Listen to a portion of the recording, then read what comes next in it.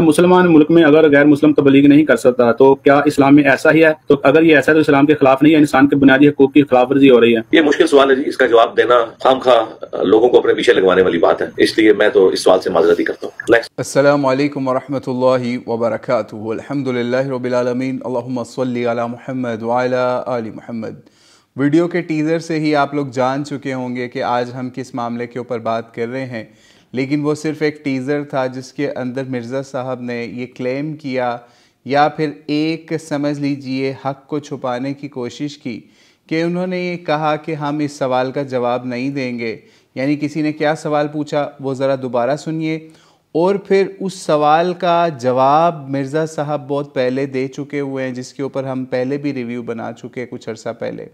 اور کیسر احمد راجہ صاحب نے بھی ان کو بہت اچھے طریقے سے اس معاملے کے اوپر رپلائی کیا۔ لیکن شاید کیسر احمد راجہ صاحب یہ جانتے نہیں تھے کہ مرزا صاحب پہلے ہی اپنا اصل موقف لوگوں کے اوپر واضح کر چکے ہیں، لیکن ابھی ڈرپوک ہوتے ہوئے یا پھر لوگوں سے خائف ہوتے ہوئے انہوں نے کیا معاملہ اپنایا۔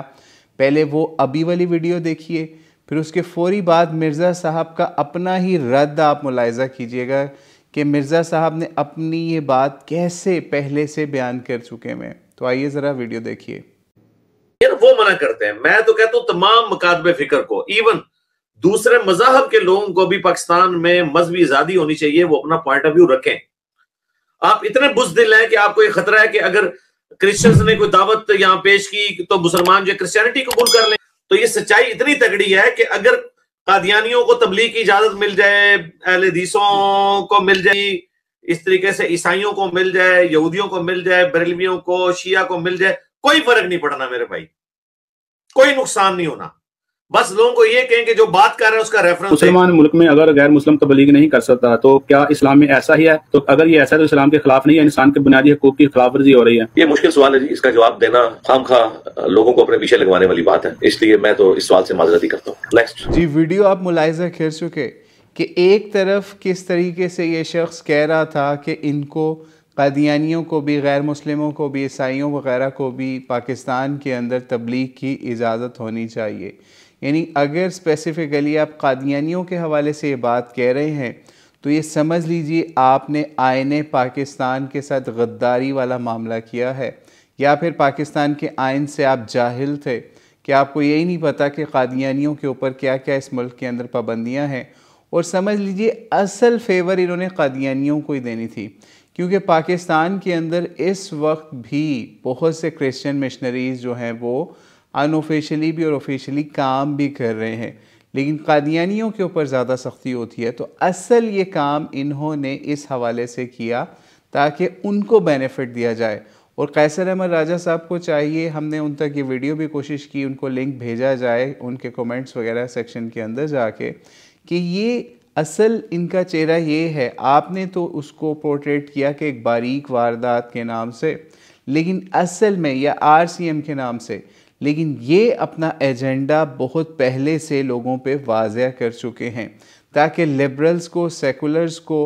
اور جو بھی دین مخالف قوتیں ہیں ان کو سپورٹ کریں۔ اچھا، اگر لیٹ سے ان کا وہ جو پرانا موقف تھا وہ آج ہم نے آپ کو دکھایا، اور نیا موقف جس کے اندر یہ اس سوال سے بھاگ گئے، جو سوال سمجھ لیجیے کرافٹ کر کے پوچھوایا گیا۔ کیا سوال تھا کہ جناب مسلمان ملک میں اگر غیر مسلم کو تبلیغ کی اجازت نہیں تو کیا اسلام ایسا ہی ہے کہ انسانوں کے بنیادی حقوق کی خلاف ورزی ہو رہی ہے اس معاملے کے اوپر؟ ٹھیک ہے، تو آگے مرزا صاحب نے کیا جواب دیا کہ یہ مشکل سوال ہے اور خام خواہ لوگوں کو اپنے پیچھے لگوانے والی بات ہے۔ تو مرزا صاحب، اس کا مطلب ہے آپ لوگوں سے ڈرتے ہیں،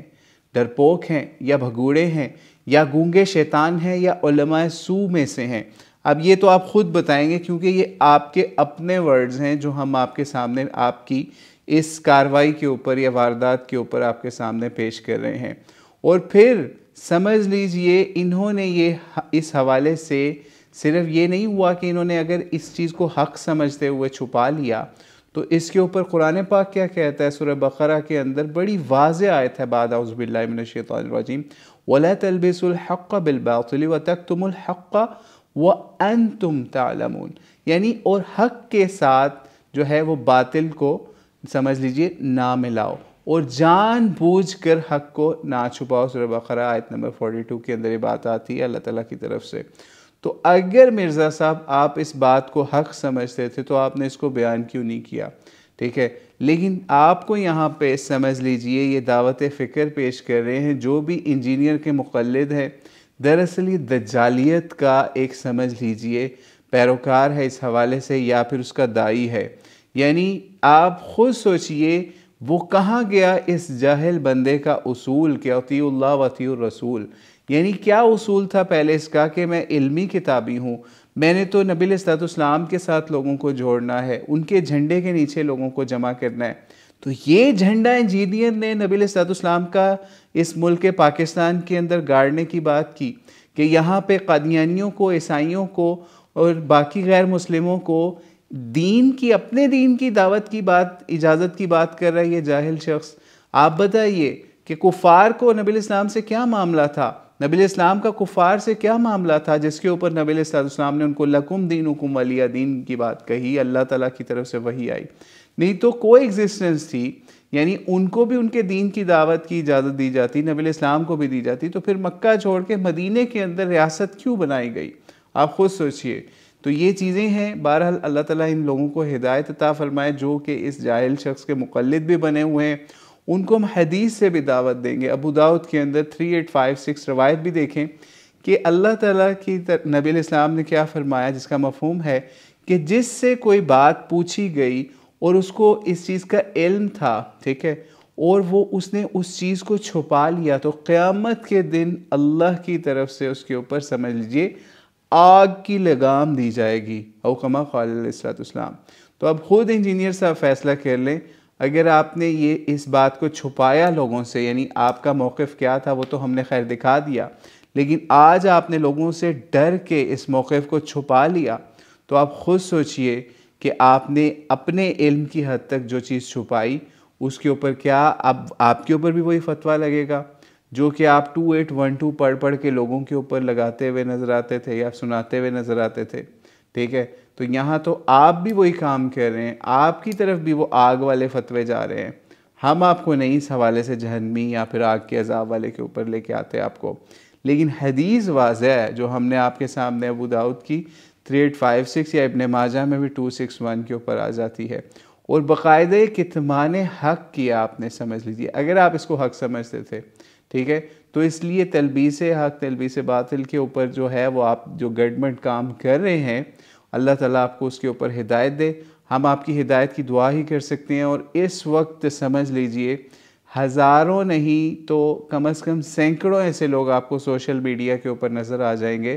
جو انجینئر مرزا کے بہت قریب تھے، اس کی سپورٹ کرتے تھے، اس کا ڈیفینس کرتے تھے، لیکن آج وہ اس کو چھوڑ کے جا رہے ہیں اور اسی کی جہالتیں لوگوں کے سامنے بیان کر رہے ہیں کہ یہ بندہ کس طریقے سے حق کو چھپاتا ہے، یہ بندہ کس طریقے سے سمجھ لیجئے باطل چیزوں کو، سیکولرز کو، قادیانیوں کو اور دیگر غیر مسلم قوتوں کو کس طریقے سے سپورٹ فراہم کرتا ہے۔ اب آپ کی مرضی ہے کہ آپ نے اللہ رسول کے کیمپ کے اندر آنا ہے، اسلام کے کیمپ کے اندر آنا ہے، یا مرزا کے کیمپ میں جا کے ان کو، کفار کو، غیر مسلموں کو دین کی تبلیغ کی اجازت والا ایجنڈا انجینئر محمد علی مرزا صاحب سے لینا ہے۔ اب آپ کی چوائس ہے، دیکھتے ہیں آپ کی چوائس مرزا تک ہے یا پھر اطیع اللہ و اطیع الرسول کے اصول کے اوپر ہے۔ واللہ اعلم بالصواب۔ السلام علیکم ورحمۃ اللہ وبرکاتہ۔